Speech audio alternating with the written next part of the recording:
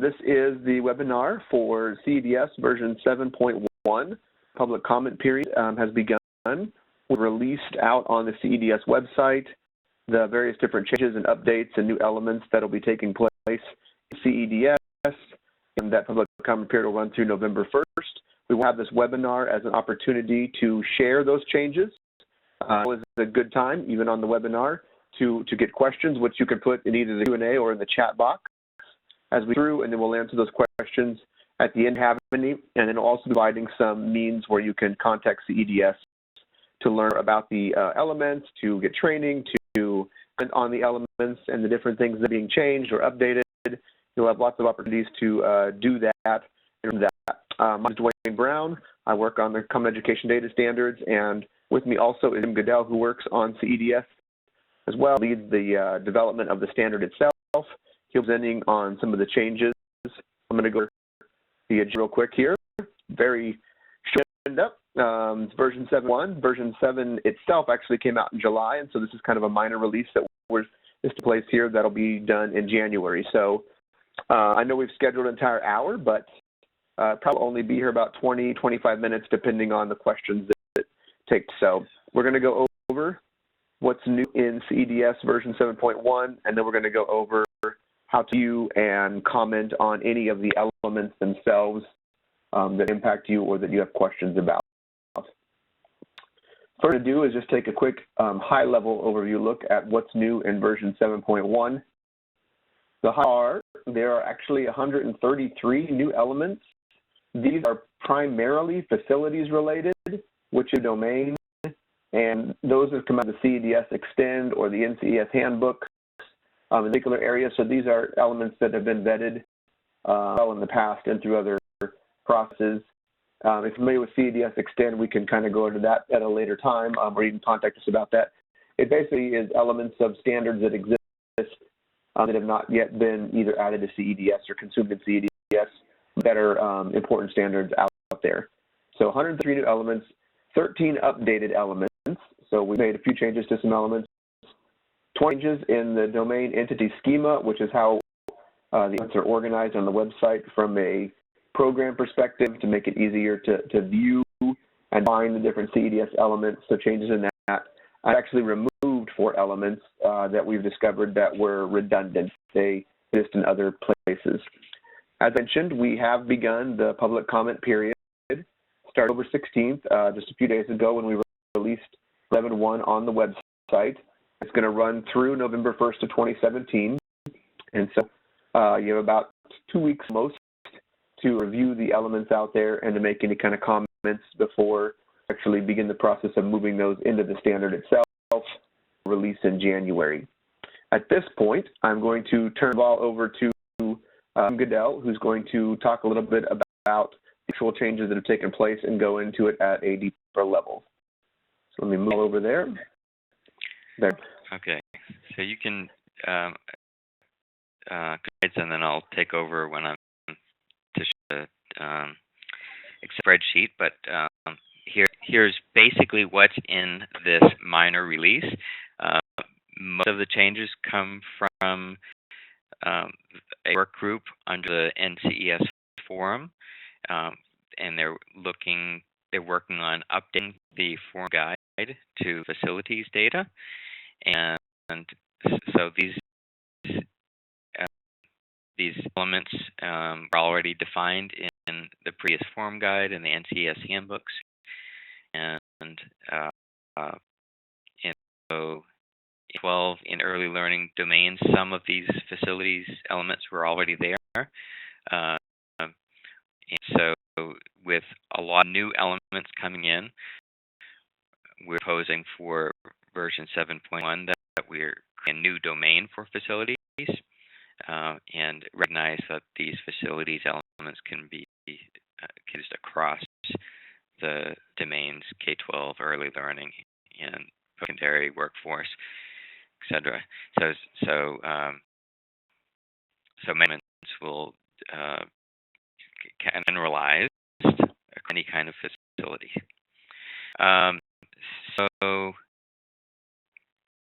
A few 7 new elements that aren't related to facilities And you can see the bulleted list here, but I'll read them off for those who don't have the visual. Significant cognitive disability indicator, virtual school status, national school lunch program status, student enrollment access type, indebtedness amount allowed, deductible public education mill rate. To the next slide, Dwayne.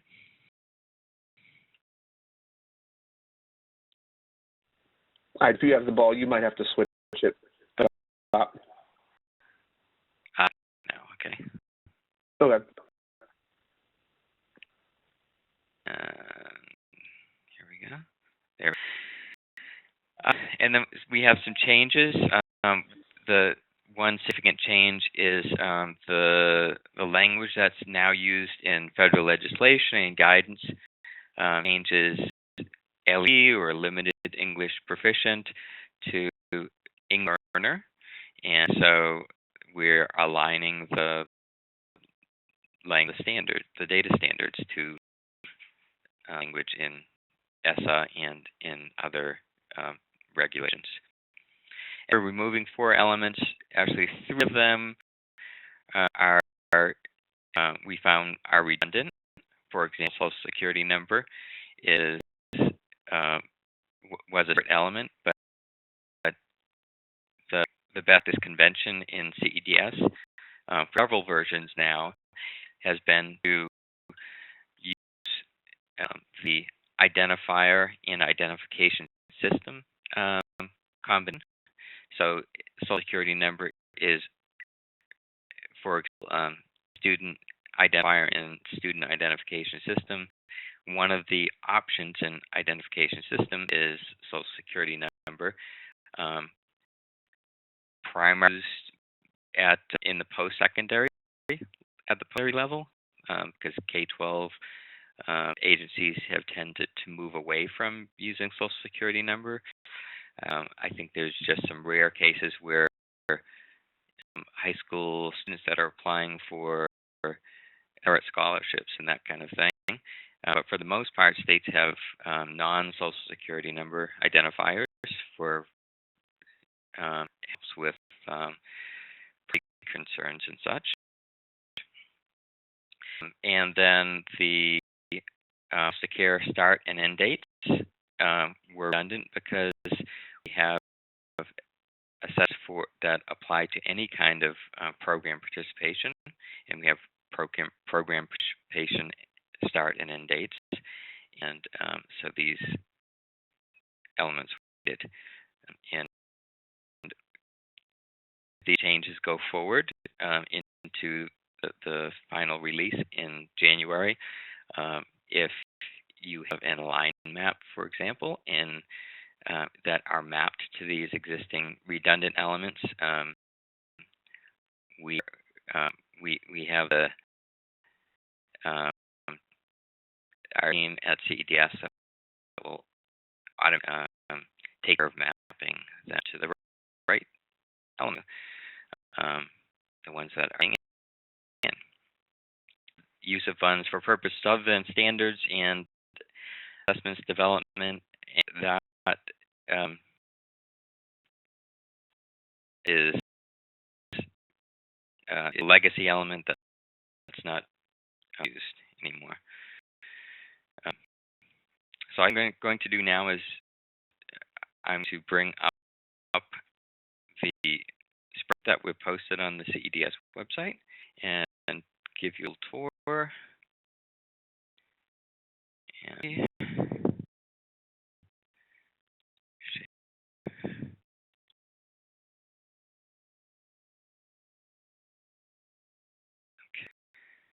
some if you can spreadsheet.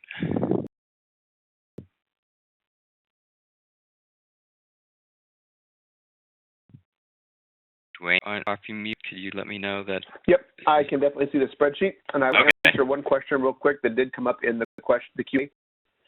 We had a question related to Social Security number, and it we use Social Security number especially for staff to our mapping to these elements you're deleting. We don't want to go with the student staff identification systems. Those are different numbers in our state. The actual the identifier itself is identifiers, right? So a student, if you consider a student has an identifier that's been assigned by the district in their local district. A student also has a social security number. A student also has a driver's license number. A student also has a unique identifier that's been assigned by the state. So all of those identifiers, all some type of identifier that's applied to the student, that's what the identifier field is. And there's a question that's also asked related to the system. Who is that identifier? Who's responsible for that identifier? And so the identification system, Social Security Administration, the state, the district, there's different means of identifying where those numbers came from. And so there's an unlimited number of identifiers that could be assigned. So for a staff member, they have a teaching certificate, and they get a license number from the state. They also have a Social Security number. So and they also have a driver's license number. So there's multiple numbers that would be applied to a staff member, to a teacher.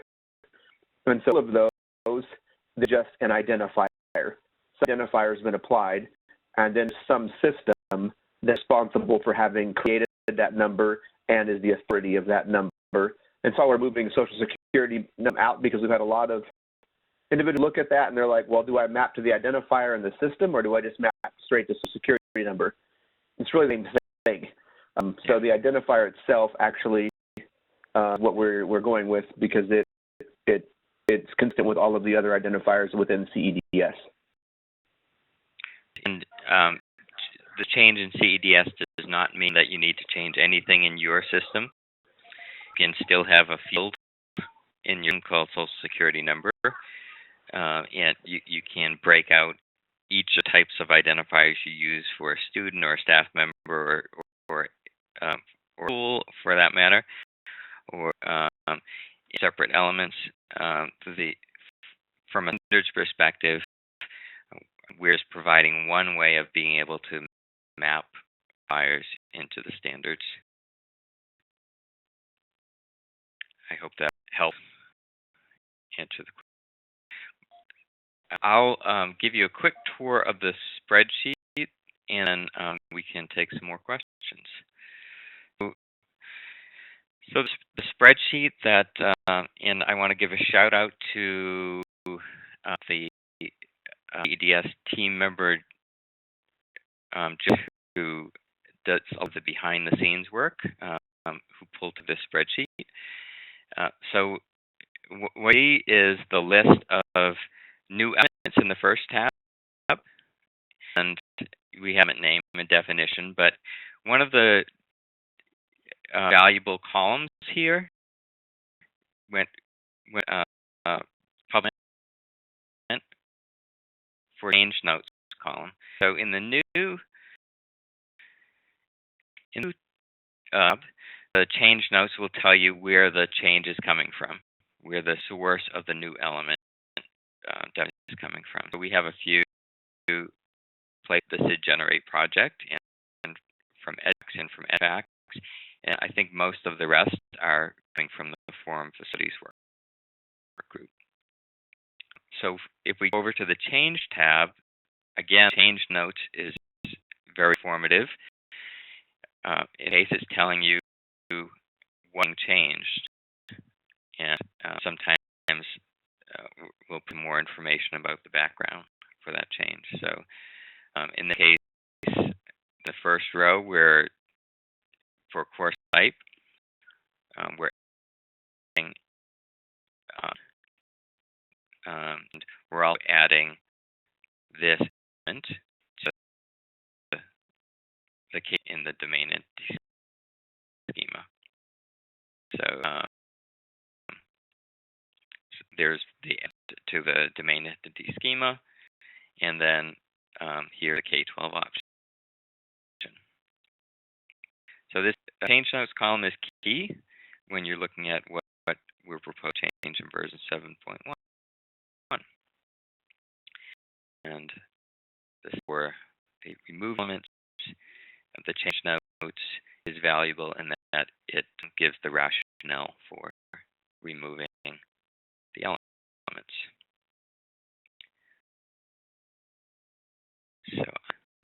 stop showing this right now and go back to, we can go, and do you want to from here? I will. Let me grab over. I am the presenter. Okay. Ooh, let's go over to there.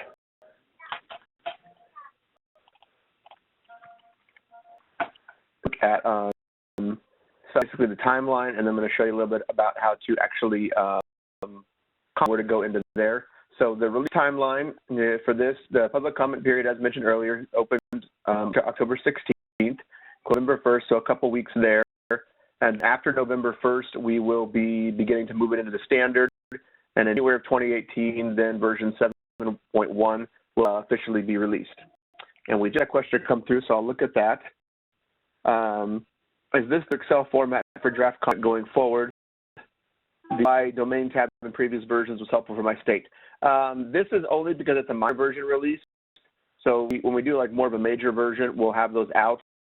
But I believe you've emailed Nancy Copa, who's the director, and I think we're working on trying to get that all by domain tab available to you, or something that would be able to work so you can do the review in process. So not be going forward, this is more for a minor release, but for when we do the major releases for version 8, for instance, then there would be kind of the same process for being able to review all those elements. That's the goal there. Let me go ahead and go ahead. Let's just add to that. So right now I noticed that in the new tab, which has the most number of rows, they're all in one domain. It's really only the changed tab that has multiple domains. It's only about 40 elements. So it shouldn't be too unmanageable. All right, and then you can see my Google right there, Jim. And it was tiny, but it's size now. Okay, so basically when you go to CEDS, ceds.ed.gov, the home page there, well, you don't even have to log in, but when you get there, if you'll scroll down on the page, particularly there, you'll see right here, version 7.1 draft. It's right below the picture of the lady that's on the front on the computer. And click on that, it's going to take you to the location where you can download the draft domain entity schema, the draft elements, and then the release notes. You have access to be able to look at all the various different things related to the changes that have taken place. To comment on that, go home page here. It's on every page regardless. Up the top right, there's a contact us. Click on that, and then you can select the topic area, model. Really doesn't matter what you put. You can put general comments. We're going to view anything you put anyway. We're doing that all the time. Your email address, what it's about, and then kind of giving us a message related to the actual element or the comments you have. If you want us to follow up, so we can email you, you can provide a phone number. We can get in contact with you to understand better the comment you have in relation to the particular element. Anything about that you wanted to mention, Jim, or is that probably there on the shop? Yes, this is pretty small scale compared to a major release. And they approach the time frame. It's about half the time frame, and we're not really tackling anything that is brand new. It's elements have all been pre-vetted. Major release would their stakeholder groups discuss new kinds of elements, but this is just a minor release. So, okay. Small scale. Stop sharing that. We'll come back over to here. And the question, will you be publishing your release cycle going forward? We are working on things related to that and taking a look at the release cycle and how they flow. Some of it is just way that done through NCES, but we've talked to some other standards groups different to talk about coordinating release cycles. So that's something that we are definitely looking on in the future, is how we can coordinate those particular release cycles. So that's a very good question. Okay, so that, and then that's pretty much all. As I mentioned, it'll probably only take about 20, 25 minutes. Our additional questions, if you have those, feel free to put those in the chat box. As I mentioned, you have till November 1st to kind of make any comments to the changes that are there, which are primarily at least the facilities related data that's been vetted through, in CES and that sort of thing, but that's a bit obviously comment on. As you are thinking about potential questions, a couple other things to support and involvement. If you need any help with anything related to CEDS, we have free assistance, we have training, working with the standard itself, on working with any of the tools. You feel free to contact us at any point. You can use the Contact Us button that I had showed, top of ceds.ed.gov. We can set up trainings for you. We can train your individual staff, personalized trainings, and help you with projects maybe that you may be working on where you need some help looking at CS or understanding the elements or the data model, those sort of things better. Feel free to reach out to us. You can join the CEDS community.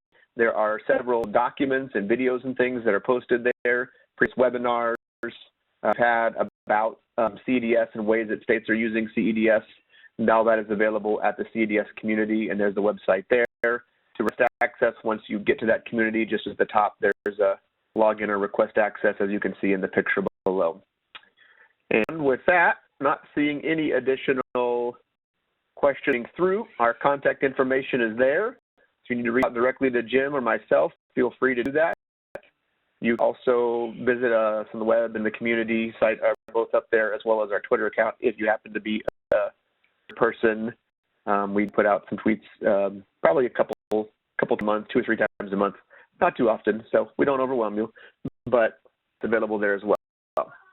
Any additional questions? Jim, anything else to add? That's it, unless any questions. Nope. All right. Thank you all for attending, and have a great day.